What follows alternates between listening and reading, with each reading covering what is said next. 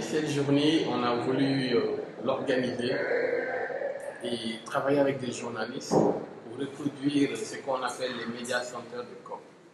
Les médias centers, c'est des grands espaces où, durant les COP, des journalistes peuvent travailler, questionner les questions en lien avec le climat.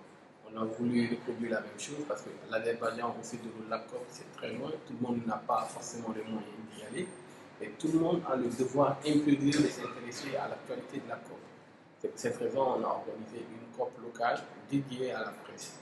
Et aujourd'hui, nous sommes satisfaits des discussions, des échanges sur les préoccupations des journalistes, notamment dans la couverture des questions liées à l'environnement et au dérèglement climatique. Alors, cette question dans les médias, elle est très parcellaire, hein, elle occupe un infime pourcentage. Si on doit comparer aux autres thématiques, aux autres sujets qui sont mis en avant dans les médias, ça s'explique par le fait que l'environnement, dans le subconscient de la plupart des gens, est quelque chose qui est réservé à des spécialistes. Alors que non, nous, ce que nous pensons, c'est que l'environnement est un sujet transversal, tout comme l'économie, tout comme les questions de paix, de démocratie, de sécurité. L'environnement, aujourd'hui, doit dicter les politiques publiques.